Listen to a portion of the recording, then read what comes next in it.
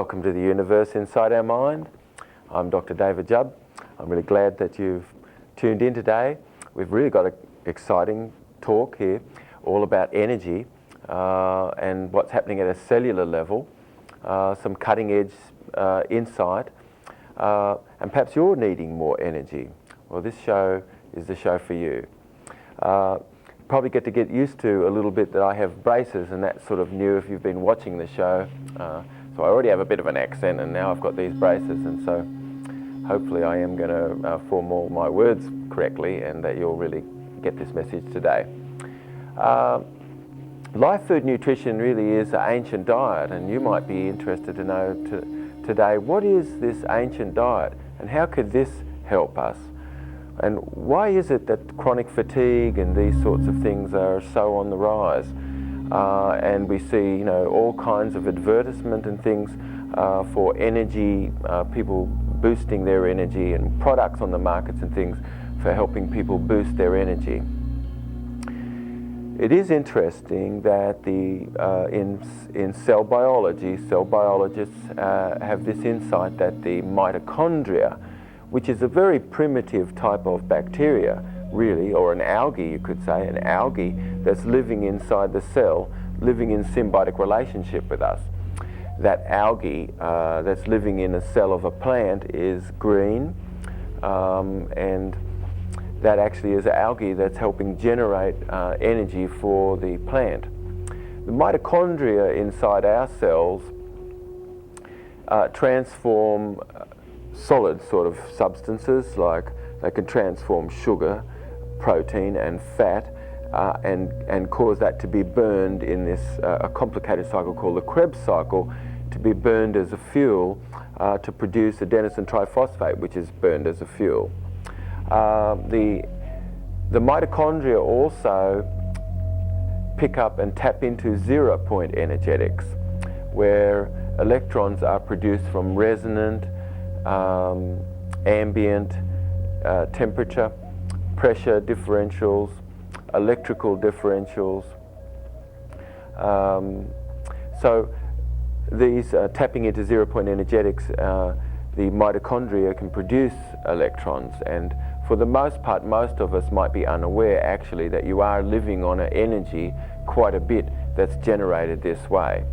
So this is the cleanest fuel, is when the mitochondria of our cells are generating energy more or less by tapping into 0-point energetics. If you're interested to learn more about how our cells tap more into 0-point energetics, at the end of the program there's a number, and it's possible for you to read more. You can go to our website, lifefood.com, and you can click on anywhere it says 14-day life food nutritional fast, and it's possible to learn more about this. And you can connect with the number at the end of the program if you'd love to learn more. So when we look into the cells of a young person, we can find maybe 10,000 times more mitochondria in the muscle and in the tissue and in the liver and the organs of a healthy person than somebody who is less than healthy. Certainly someone who has aged and has now maybe got chronic fatigue or something like this. So in our cells we can have between 500 to 2,000 mitochondria. Of course, the mitochondria, as we said, is the energy generator of the cell, and in young tissue we can have an enormous amount more mitochondria, and in aged tissue there's hardly any mitochondria. There can be a 10,000-fold decrease in mitochondria as a result of aging, and that we're going to talk a little bit about what can have someone done that can have caused this condition in the first place.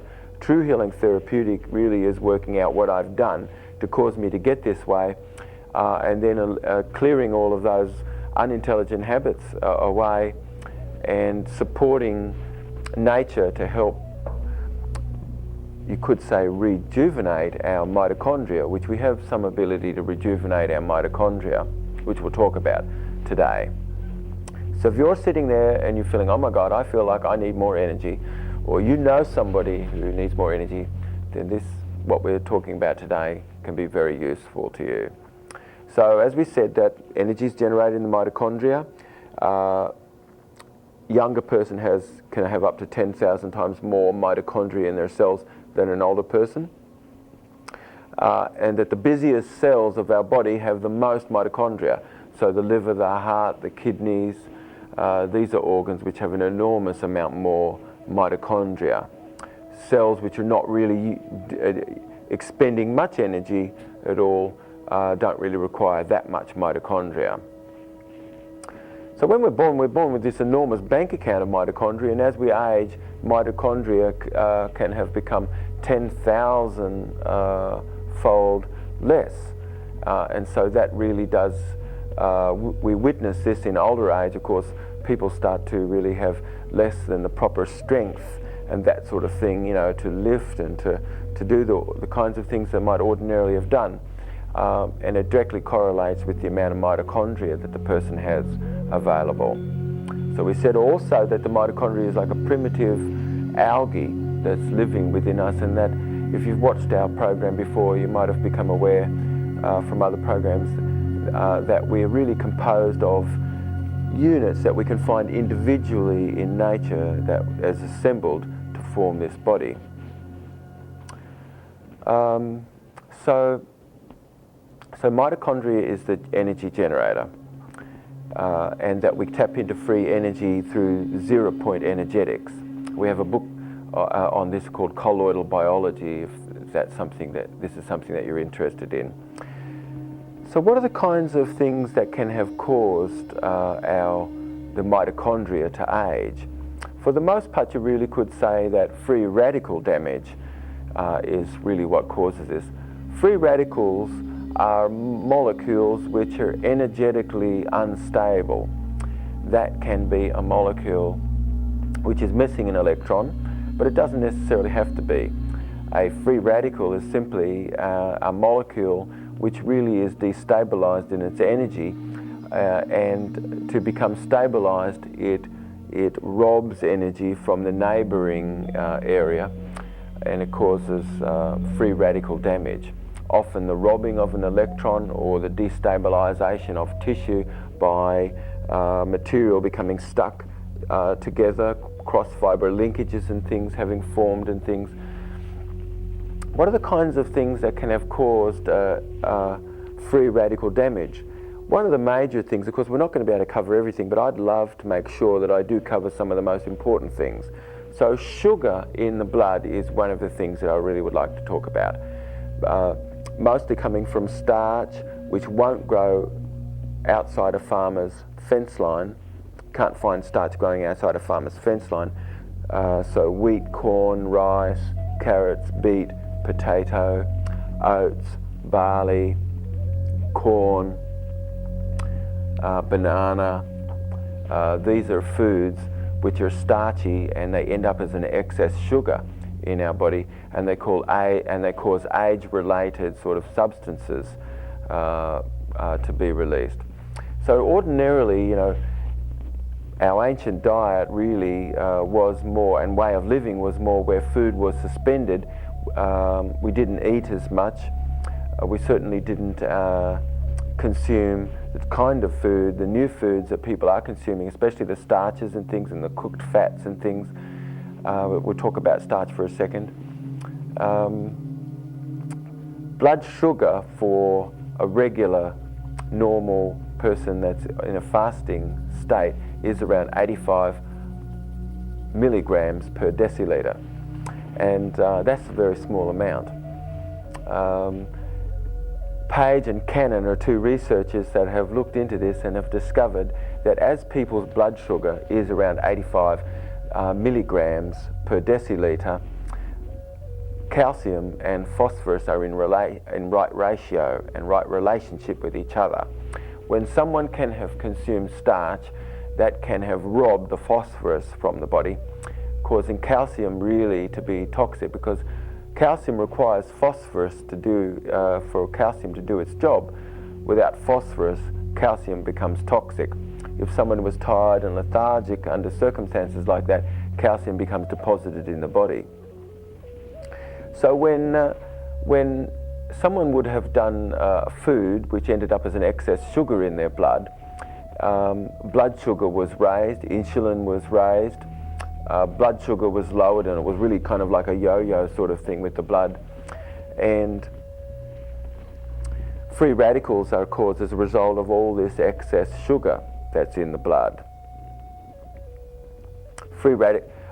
Excess blood sugar causes blood cells to clump. It causes the endocrine glands less than to really be in balance. What are the endocrine glands? The endocrine glands are all the ductless glands that excrete substances into our blood, which then is transported to the furthest reach places in our body to affect cells, to cause things to change. So our thyroid produces substances that help metabolize and help give the cells energy.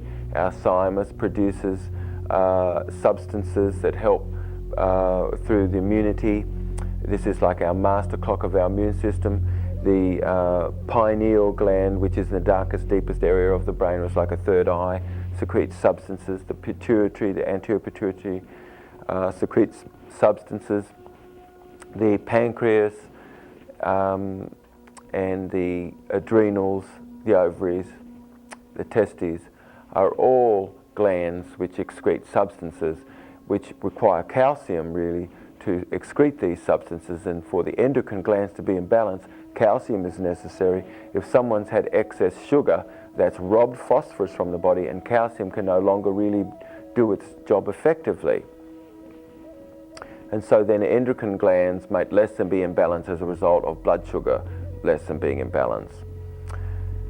As we said, that excess blood sugar causes insulin to be raised, which just sucks all of that sugar out of the blood.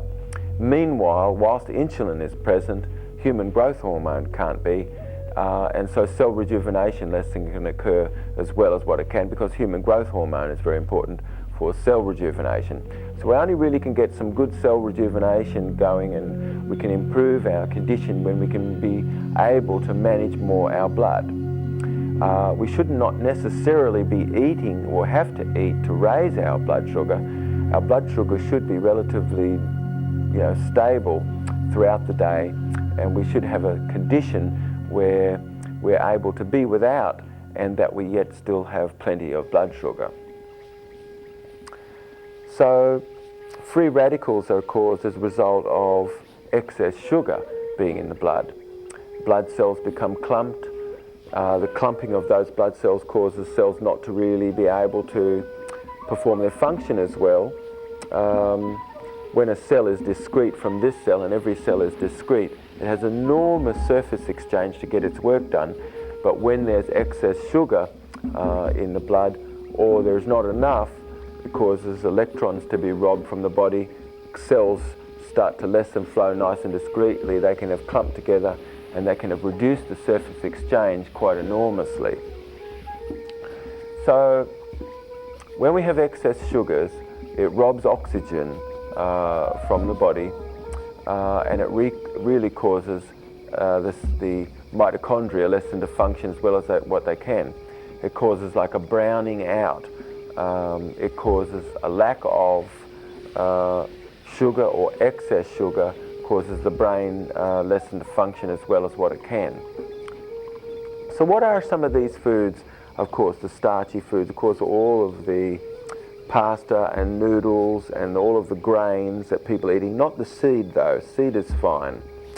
Tuber vegetables and things which have been selected for their sugar content, corn, banana, dates, these and cooked sugars, cooked food, which ends up really also doing a little bit of a number on our body. So we've talked a little bit about sugar and what sort of an effect this has on the mitochondria, causing age-related substances. Sugar combines with protein, and it causes a glycation of that protein, causes the protein to become brittle and fragile, and causes a browning sort of a process, and that's an age-related protein, and those age-related proteins cause the mitochondria to age, to have aged. Other things, of course, that can cause the mitochondria to have aged are having essential fatty acids out of balance with each other. We have an enormous amount of omega-6 essential fatty acids in our diet and hardly any omega-3 in our diet. When we look at mother's milk, which you could say that's the standard gold standard for nutrition, when we look at nutrition, certainly we would consider that what ratio of omega-3 to omega-6 there is in mother's milk, how much calcium there is in mother's milk, how much sugar there is in mother's milk, how much protein there is in mother's milk. We might get a sense that these figures can give us an indication of what may be more close to our true food that we really need as we require nutrition to survive. As we do require nutrition to survive, certainly milk can give us a sort of an indication of what sort of elements we might need. So when we look at mother's milk, there is about five omega-6 to 1 omega-3. Our modern diet could be between 15 and 40 times omega-6 to omega-3. So essential fatty acids make the membrane of our cells fluid and so that electrical conduction can occur. It creates an electric tension on the cell membrane so that nutrients can be drawn in.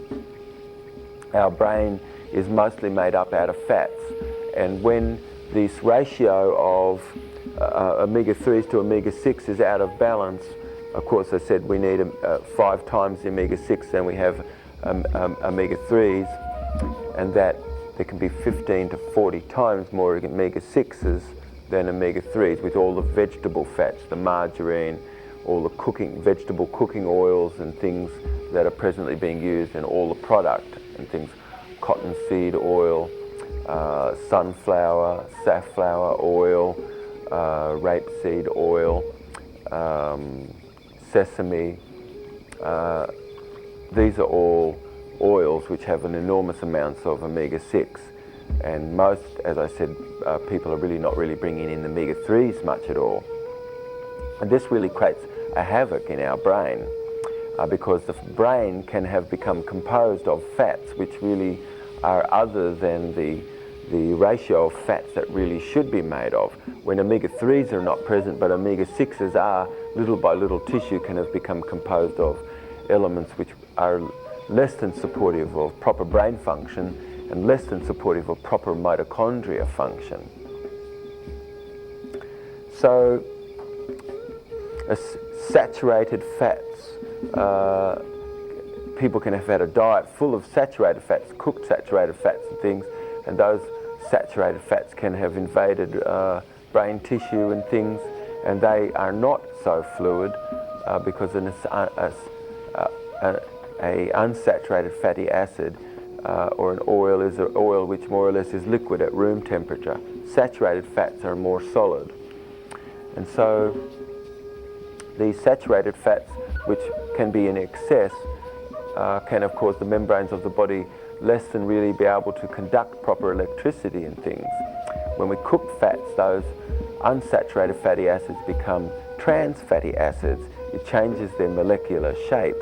Rather than being a nice horseshoe shape, so they fit together like this to make up a cell membrane, which is very beautiful, they shrivel in their shape and they come sort of fat and they line up like this to make a cell, and things can pass freely through this.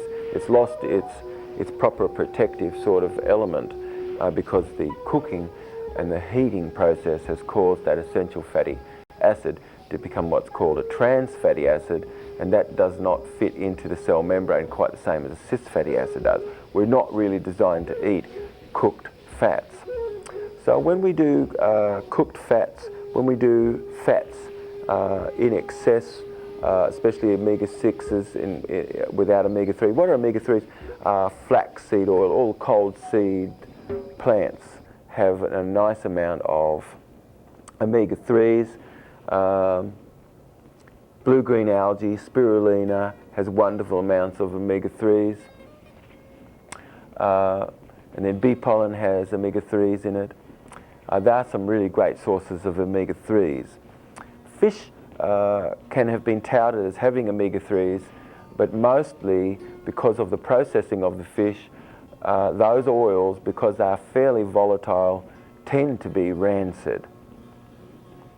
So a good source certainly is coming from spirulina and algae. You can get even a supplement of DHA, which is a major substance which helps protect the brain and have proper brain function.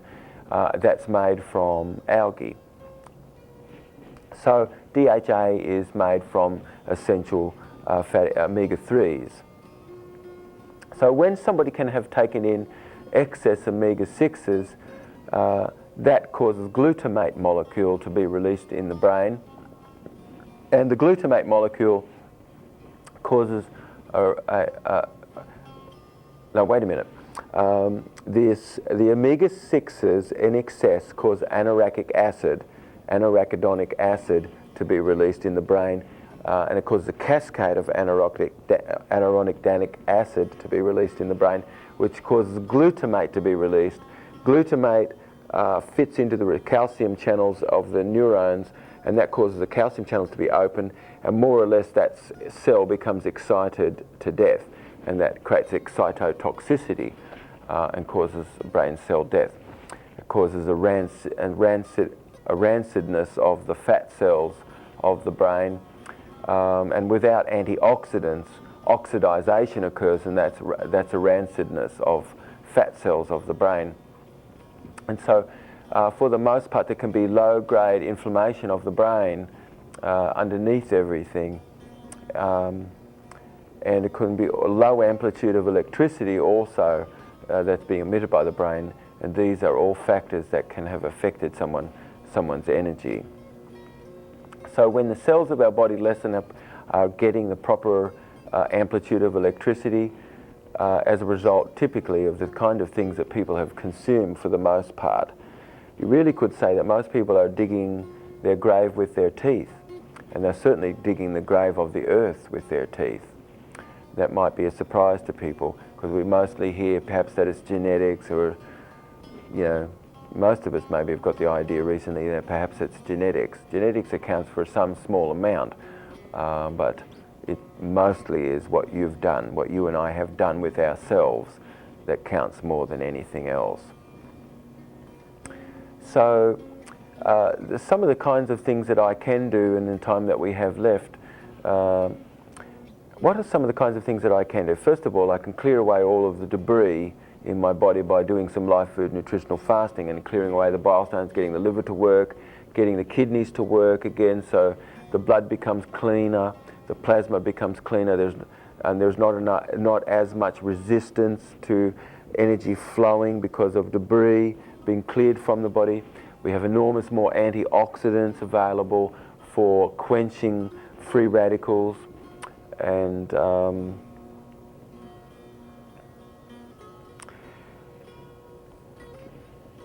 we can have also enormous amount more electrons being released by the plasma, which is like having a greater negative redox potential in our body.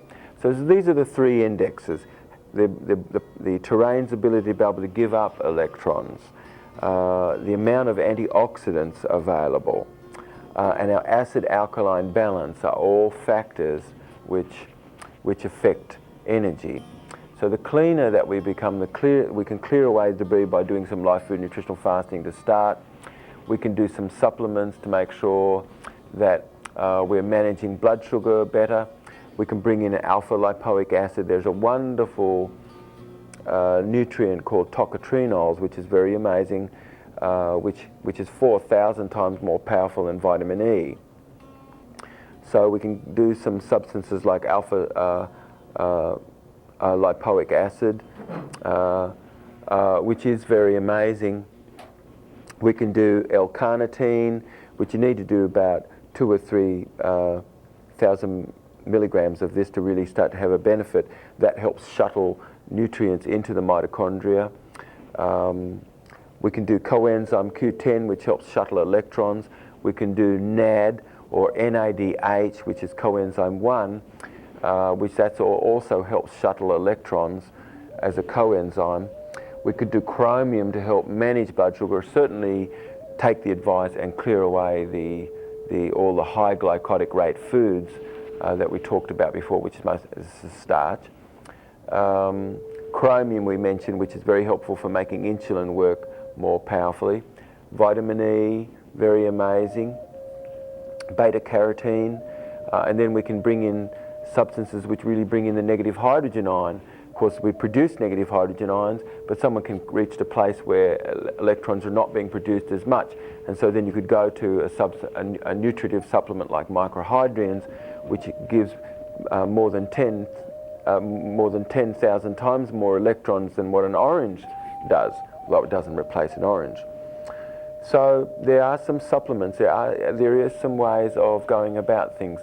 And one thing I certainly would love to make sure that everybody is aware of, and that's that our energy really is, you could say, conditioned to be as a response arising much more so from the kinds of things that one has done. Of course, exercise stimulates a greater amplitude of electricity and raises the basal metabolic rate throughout the day, causes blood to flow more, create more cell respiration, causes more ability for the blood to be able to transport more oxygen, creates more dendritic connections in the brain, and typically people who exercise, they have greater memory and things like this. So anyway, I hope that this show today really has given you some insight into this. So stay tuned in the future to the universe inside our mind. Lots of love and kisses to you, and look forward to catching up with you in the future.